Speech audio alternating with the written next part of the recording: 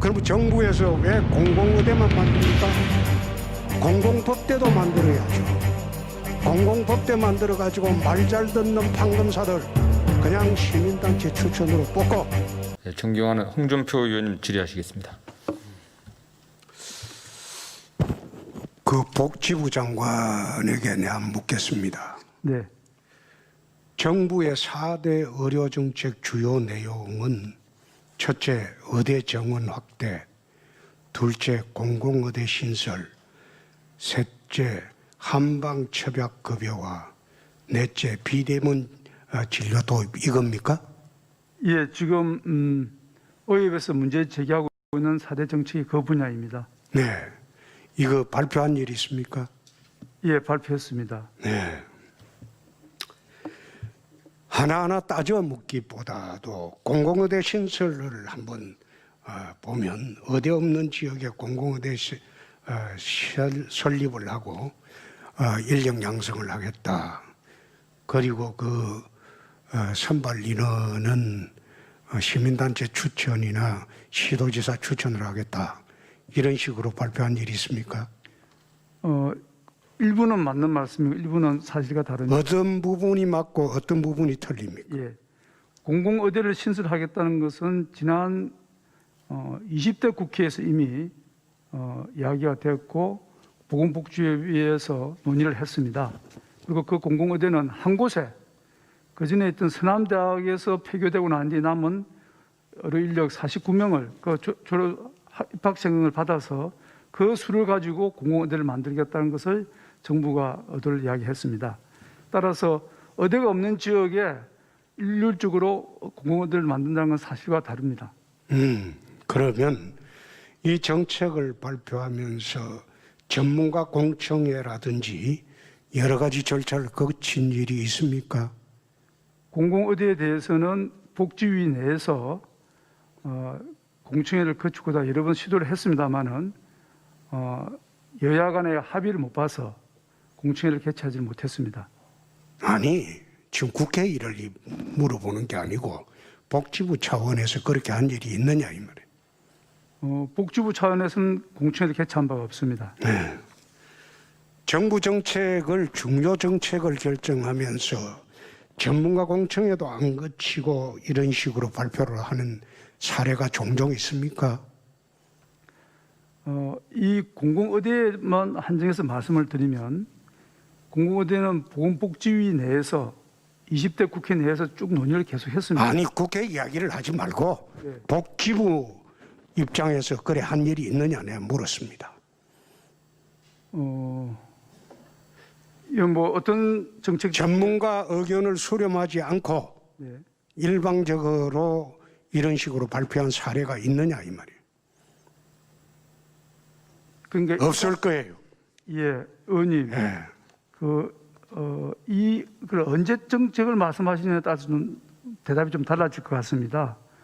20대 국회에서 공공의대를 법안을 제출하고 할 그 당시에는 전문가들 공청회는 안 거쳤지만 국회 차원에서 충분히 논의를 하기 위해서 법안을 만들고 했던 것이고 지금 이걸 국회에서 추진하는 겁니까? 복지부에서 추진하는 겁니까? 내가 묻는 거는 복지부 입장에서 이렇게 한 일이 있었느냐 그걸 묻습니다. 없었죠. 장관께서는 왜 의사들이 반발한다고 생각합니까? 지난번에 부동산 대책 3법을 국회에서 일방적으로 날치기로 밀어붙이는 걸 봤습니다. 그러니까 공공의대도 이런 식으로 밀어붙이는 게 아니냐.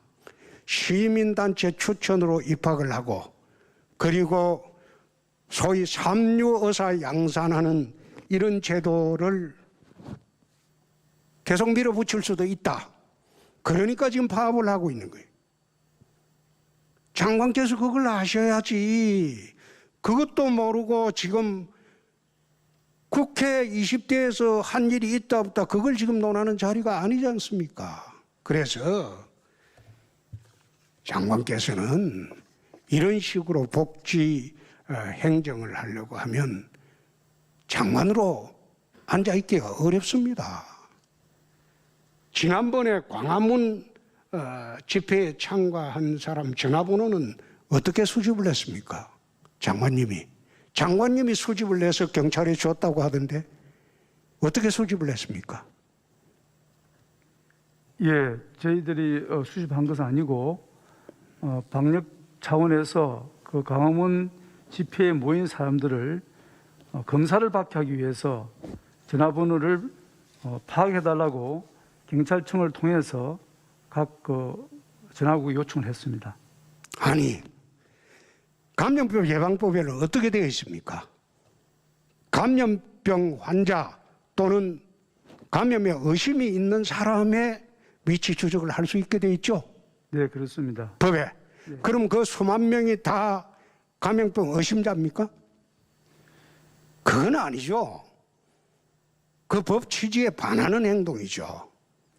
그래서 물론 장관님 입장에서는 감염병 확산을 방지하기 위해서 활동하시는 거, 그 내 탓할 생각은 없습니다.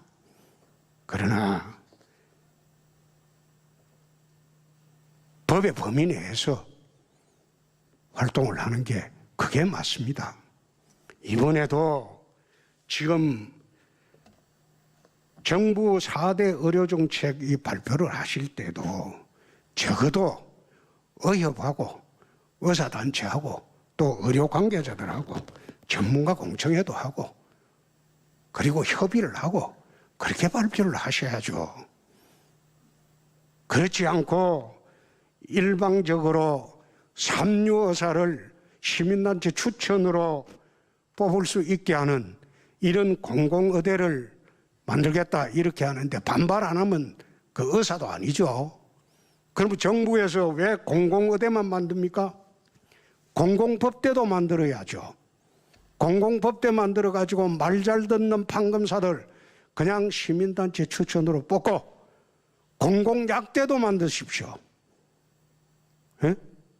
또 시민단체 추천으로 약사들 다 배출하고 공공상대도 안 만들어 보십시오.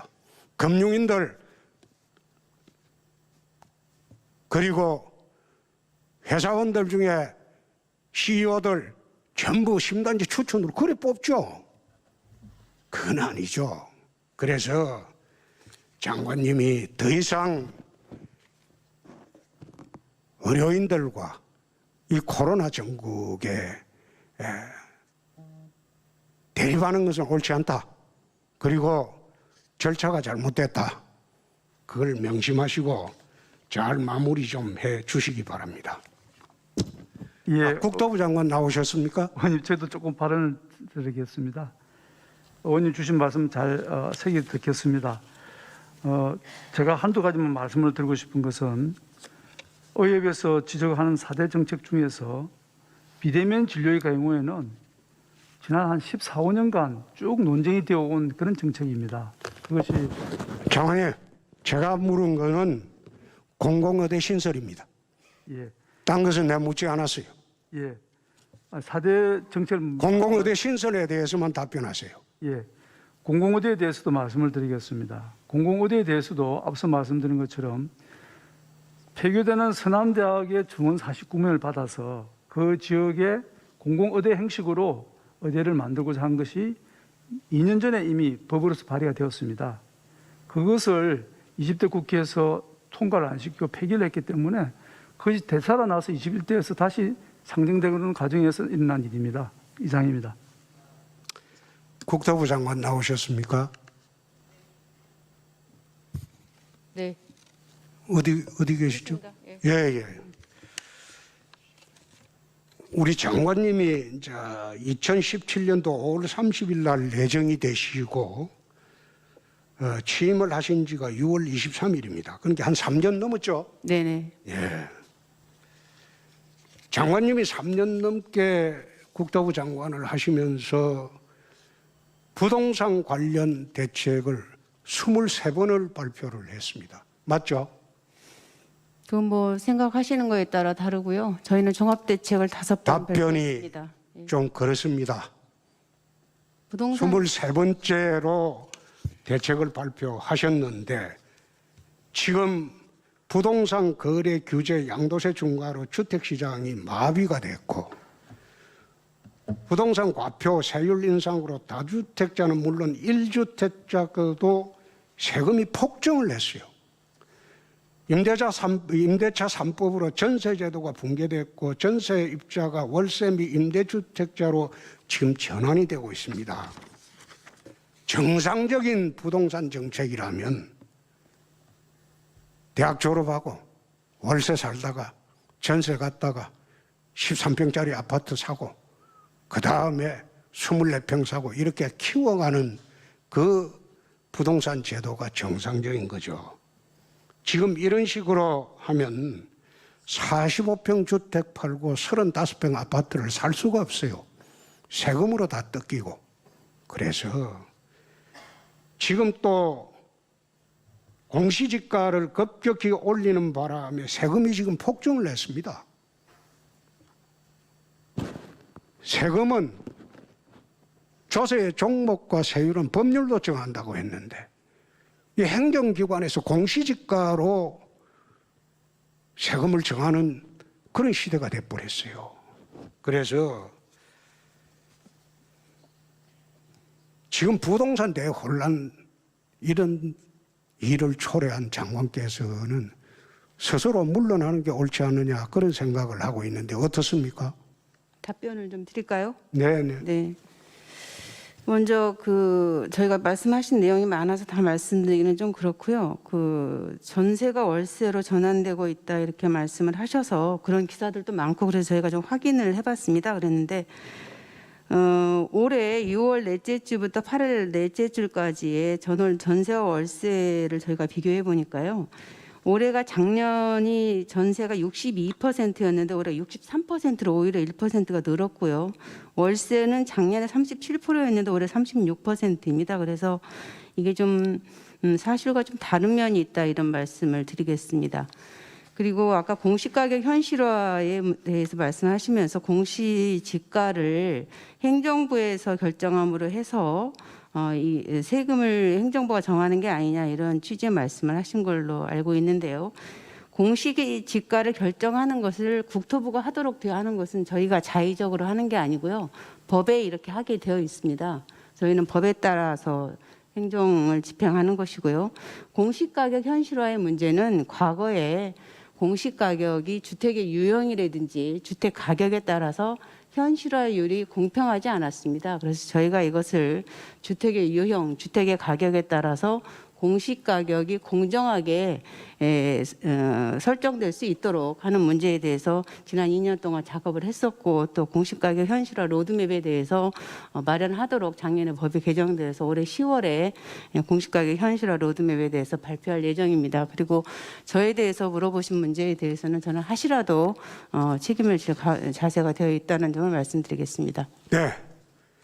그러면 국토부 장관께서는 23번의 부동산 정책이 옳았다는 거구만. 틀린 게 하나도 없다는 거구만. 뭐 제가 틀린 게 없다 이렇게 말씀드리는 게 아니고요. 그럼 틀린 게 있다는 겁니까? 부족한 점이 있었다는 점에 대해서는 제가 여러 차례 말씀을 드렸고요. 유동성이 지금 과잉된 상황 그리고 그 과정에서 규제가 완화되어서 시장이 매우 불안정한 상황이었고 저의 지난 3년은 유동성이 완화된 과정 속에서 규제를 정상화하면서 시장을 정상화하려는 노력을 하는 과정에 있었다. 부족한 점이 있었던 점에 대해서는 국민께 사과드리고 언제든지 거취에 대해서는 따를 용의가 있습니다. 지난번에 광화문에 왜 코로나 위협에도 수만 명이 모였을까요? 그 여러 가지 원인이 있지만 부동산입니다. 정부 문재인 정권에 큰 부담이 되고 있어요. 본인 스스로가. 자, 홍남비 우리 부총리한테 물어보겠습니다. 부총리께서도 이 부동산 정책 만드는데 관여를 하고 계시죠? 예, 그렇습니다. 지휘를 총괄 지휘는 부총리가 하고 있죠? 네, 그렇습니다. 부총리는 그럼 책임감 못 느낍니까? 아닙니다. 저는 부동산 시장이 현재 불안정성을 보이는 것에 대해서는 제가 국민들께 좀 송구하다는 말씀을 드렸고요. 그리고 정부로서는 부동산 수요 대책, 공급 대책을 최선을 다해서 강구해서 발표를 해드렸고 또 만약 부동산 문제 때문에 책임질 일이 있다면은 뭐 저는 제가 조율했던 그 총 조율자로서 뭐 필요한 책임이 있다면 저는 언제든지 질 의향이 있습니다. 저 뭐 꼭 이런 소리 하고 싶지는 않습니다만은 이 부동산 때문에 문정권이 앞으로 굉장히 위험해질 겁니다.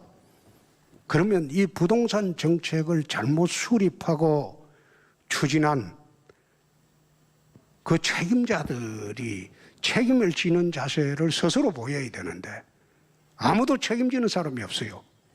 대통령한테만 미루고 모든 원망은 대통령한테 간다 이거예요. 저는 부총리께서 경제 총수니까 스스로 책임은 나중에 판단을 하더라도 적어도 국토부 장관 해임 건의는 대통령한테 해야 된다고 봅니다. 총리 생각은 어떻습니까?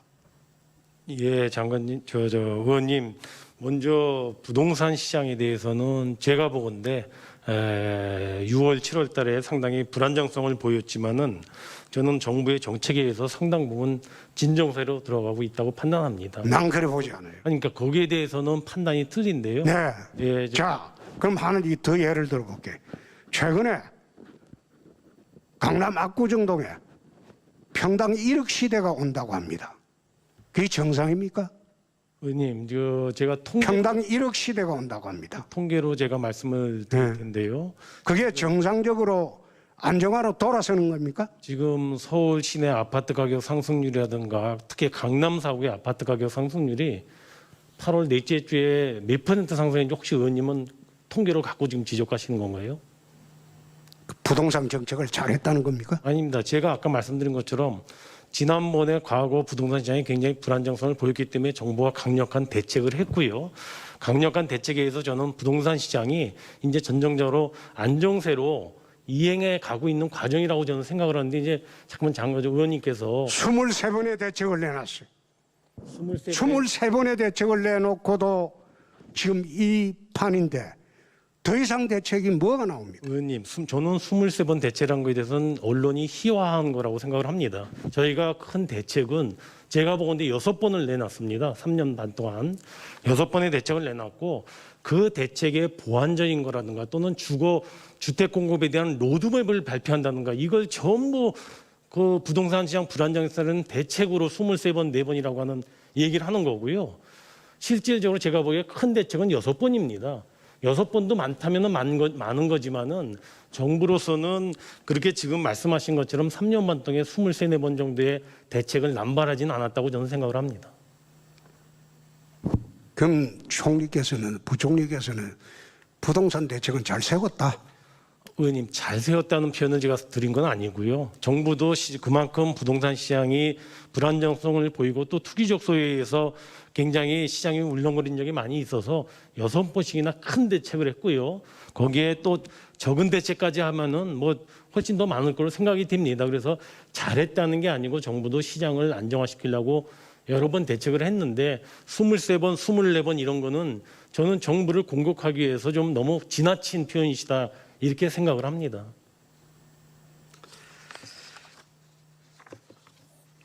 이런 말이 있습니다. 좌파는 뻔뻔하고 우파는 비겁하다고 했습니다.